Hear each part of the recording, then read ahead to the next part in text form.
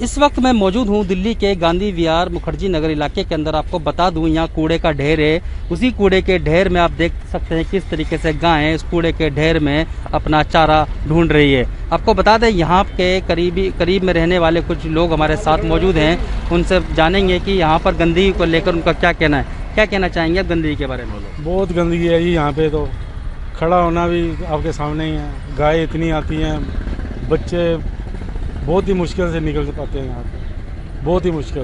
प्रशासन से आपने इसकी शिकायत की कभी? है नहीं, बहुत बदबू बहुत आती है। प्रधान वगैरह को कहा है लेकिन कोई सुनवाई नहीं हुई। सुनवाई नहीं है। प्रधान वगैरह को सबको बोला है, किसी ने सुनवाई नहीं करी। एमसीडी वालों को बोलते हैं, वो कहते हैं उठा लेंगे, क्या करें। आपके सामने ही देख लो कितनी बदबू आ रही, खड़ा नहीं हो सकता आदमी।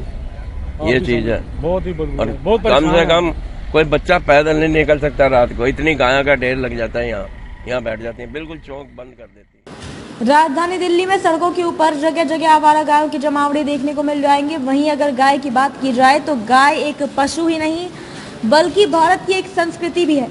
वहीं धीरे धीरे संस्कृति सड़कों पर पड़े कूड़े के ढेर में लिप्त होती नजर आ रही है। एक तरफ गौवंश को राष्ट्रीय पशु बनाने की मांग लगातार अलग अलग राज्य से मांग उठ रही है, वहीं दिल्ली में सड़कों पर कूड़े के ढेर पर गाय बदहाल स्थिति में दिखाई दे रही है। इस पर प्रशासन का कोई ध्यान नहीं है। भारत में जिस गौवंश की पूजा की जाती है वही गौवंश सड़कों पर आज कूड़े के ढेर पर चारे की तलाश में घूमती नजर आ रही है।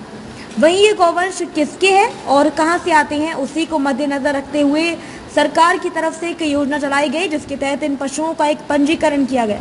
इन पशु के कान पर एक पीले रंग का टैग लगाया गया, जिसमें इस पशु के मालिक की आईडी अटैच की गई। जब नगर निगम का दस्ता सड़कों पर आवारा पशुओं को उठाने के लिए निकलता है तो उससे पहले कुछ नगर निगम के मुखबिर पशुओं मालिकों को सूचित कर कूड़े के ढेर से गाय को हटा देते हैं, परंतु नगर निगम इन पशुओं को लेकर कोई ठोस कदम नहीं उठाते।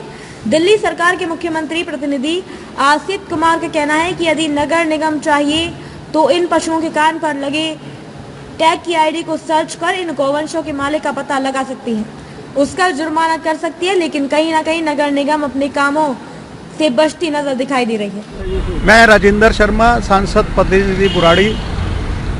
मैं हाई कोर्ट ने जो टिप्पणी दी है गौ माता के बारे में, गौ माता को राष्ट्रीय पशु घोषित किया जाए, मैं उसका हृदय से अभिनंदन स्वागत करता हूं। साथ ही हमें ये भी करना पड़ेगा कि जो गौ माता पे जो टैग लगे हैं वो डायरेक्ट उनके मालिकों के साथ अटैच है, उन पर भारी जुर्माना लगाया जाए। अगर आवारा घूमते हुए मिलती हैं ये, उनके मालिकों का चालान किया जाए। बुराड़ी के कई कूड़े खत्ते पर गायें घूमती हैं और कई बार हमने देखा है, बड़ा दुख होता है कि गायें कूड़े में मुंह मार रही होती हैं। बड़ी ही शोचनीय दशा है गायें की। हमें इस ओर भी ध्यान देना पड़ेगा। ये हमारा सामाजिक व धार्मिक कर्तव्य है। जिस तरह कूड़े पर घूमती है तो कई बार हादसे भी होते होंगे। बहुत ज़्यादा, कई बार तो यहाँ बड़े गंभीर एक्सीडेंट भी हुए हैं, उसमें चोट भी लगी है, बल्कि गौ माता भी घायल हुई है। ये बहुत ही दुखद है और इस ओर सरकार भी कर रही है, लेकिन हमारा भी कर्तव्य है। तो एमसीडी कभी इनका चालान नहीं काटती? एमसीडी आपको पता ही है, थोड़ा बहुत एमसीडी में भ्रष्टाचार तो है ही, लेकिन इस मामले में नहीं करना चाहिए। मैं प्रार्थना करूंगा एमसीडी से भी कि इस मामले में कम से कम ट्रांसपेरेंट रहें, और यदि कोई ऐसी बात होती है तो जहां भी गऊ मिले घूमती हुई, उसके जो मालिक है, जो कि टैग लगाया उसके साथ अटैच हैं, उनको भारी जुर्माना किया जाए, जिससे कि वो आगे से ये गलती ना दोहराएं। इससे गौ माता की इज्जत भी रहेगी, एक्सीडेंट होने से बचेंगे तथा हमारा धार्मिक व सामाजिक कर्तव्य भी पूरा। आवारा पशु घूम रहे हैं सड़क पर, इसको लेकर क्या कहना है आपका? देखिए, एक तरफ भाजपा जो है वो गाय को राष्ट्रीय पशु बनाने की मांग करती है और तरह तरह के आयोग बना रही है, लेकिन ज़मीनी स्तर पर ये बिल्कुल भी नहीं दिखता। गाय आपको सड़कों पे ही दिखेंगी।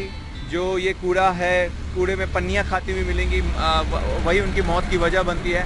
तो कथनी करने में बहुत अंतर है। मुझे लगता है अगर इस पे वास्तव में अगर वो गंभीर हैं तो इस दिशा में काम किया जाना चाहिए, ताकि सबकी धार्मिक आस्था से जुड़ी हुई विषय है गाय का। तो अगर इस पे काम होता है तो वास्तव में ये प्रशंसनीय होगा। लेकिन ये बहुत ही मुझे लगता है इनकी कथनी करने में ज़मीन आसमान का अंतर है। तो ये सिर्फ वोटों की राजनीति करते हैं। गायें किसकी है इसकी पहचान नहीं होती थी, अब टैग इनके गले में कान में डाल दिए गए, जिससे पहचान होती है मालिक की। क्या एमसीडी उनका भी भारी चालान काट सकती है इसको लेकर? बिल्कुल बिल्कुल। जो ये उन्होंने एक चिप टाइप का लगाया है गायों के कानों में, ताकि उसकी पहचान की जा सके।